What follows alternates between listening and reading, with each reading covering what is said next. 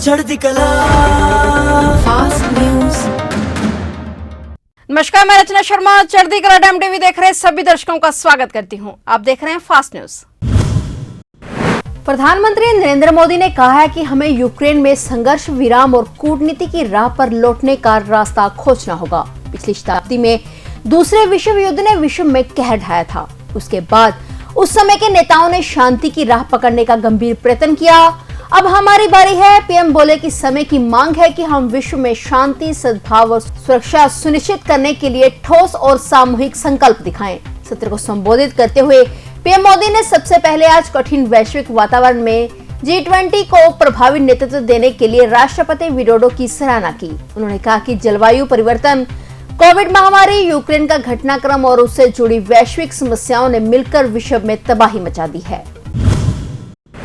हरियाणा में 19 नवंबर से 6 दिसंबर तक कुरुक्षेत्र में सरस और शिल्प मेले के साथ अंतर्राष्ट्रीय गीता महोत्सव 2022 का आयोजन किया जाएगा। भारत की राष्ट्रपति द्रौपदी मुर्मू का हरियाणा आगमन भी कुरुक्षेत्र की पावन धरा पर होगा और उनके द्वारा 29 नवंबर 2022 को ब्रह्म सरोवर पर गीता यज्ञ एवं पूजन से मुख्य कार्यक्रमों का विधिवत शुभारंभ किया जाएगा। आर्मी के बाद भारतीय वायुसेना में भी अग्निवीर युवाओं को भर्ती करने के लिए प्रक्रिया की शुरुआत हो गई है। इसके तहत एयरफोर्स ज्वाइन करने के इच्छुक युवा 23 नवंबर तक आवेदन कर सकते हैं। अगले वर्ष 18 जनवरी को ऑनलाइन परीक्षा का आयोजन किया जाएगा। 250 रुपए पंजीकरण फीस भरकर युवा 23 नवंबर तक आवेदन कर सकते हैं। दिल्ली के श्रद्धा हत्याकांड मामले में आरोपी आफताब को लेकर दिल्ली पुलिस मेहरौली के जंगल में पहुंची है, जहां पर आफताब ने गर्लफ्रेंड श्रद्धा के शव के एक-एक कर टुकड़े को फेंका था। आफताब ने श्रद्धा की हत्या करने का गुनाह कबूल कर लिया है। फिलहाल पुलिस एक-एक एंगल से पूरे मामले की गहनता से जांच कर रही है। वहीं दूसरी तरफ श्रद्धा के पिता विकास ब्रोकर का कहना है कि वे कभी भी आफताब के संपर्क में नहीं थे। उन्होंने वसई में पहले शिकायत दर्ज कराई थी और इसके साथ ही दिल्ली पुलिस सूत्रों ने बताया कि आफताब पूनावाला और श्रद्धा वाकर के एक कॉमन फ्रेंड को भी पूछताछ के लिए बुलाया गया है। यह वही दोस्त है जिसने श्रद्धा के पिता को उनकी बातचीत के बारे में सूचित किया था। पुलिस के मुताबिक श्रद्धा के शरीर के अंगों को काटने के लिए सिर्फ एक हथियार यानी आरी का इस्तेमाल किया गया था। आफताब ने शरीर के अंगों को काटने के लिए मिनी आरी का इस्तेमाल किया था। हालांकि मिनी आरा अभी तक बरामद नहीं हुआ है।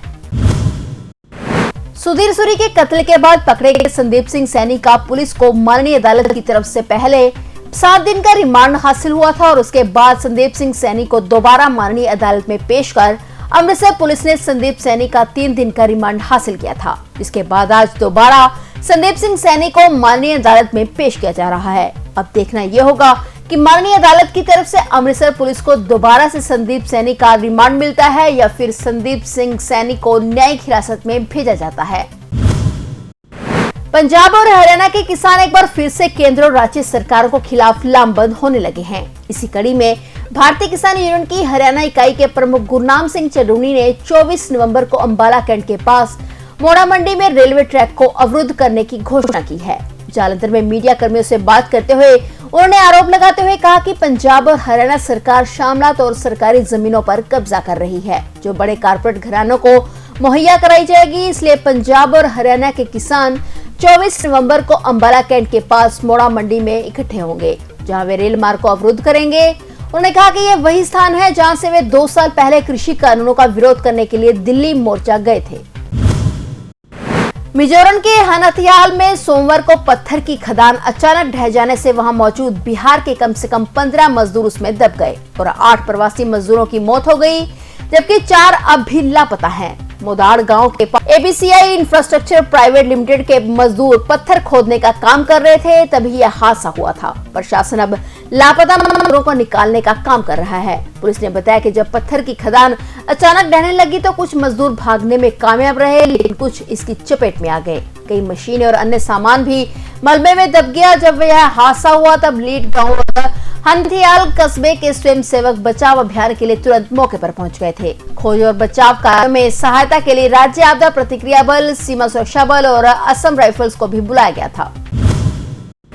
जम्मू कश्मीर के गुलमर्ग का शहर बर्फ की चादर से ढक गया है। इसकी शहर में हुई बर्फबारी से पेड़ और घर सफेद चादर से ढके नजर आए। हिमपात के बाद प्रमुख राजमार्ग बंद हो गए, जबकि ऊंचाई वाले गांवों से संपर्क टूट गया है। अधिकारियों ने बताया कि सोनमर्ग और आसपास के इलाकों में बर्फबारी के कारण श्रीनगर लेह राजमार्ग पर यातायात बंद कर दिया गया, जबकि रामबन जिले के चंदरकोट और बनिहाल के बीच भारी बारिश के कारण पत्थर गिरने और मिट्टी धंसने के बाद जम्मू श्रीनगर राजमार्ग को बंद कर दिया गया। अधिकारियों ने बताया कि इस मौसम में पहली बार उत्तर कश्मीर के कुपवाड़ा जिले के हंदवाड़ा, करालपोरा, पांजीपोरा और तंगधार इलाकों और बारामूला जिले के तंगमर्ग और मध्य कश्मीर के बड़गांव के खान साहब सहित कई जगहों पर हिमपात हुआ है।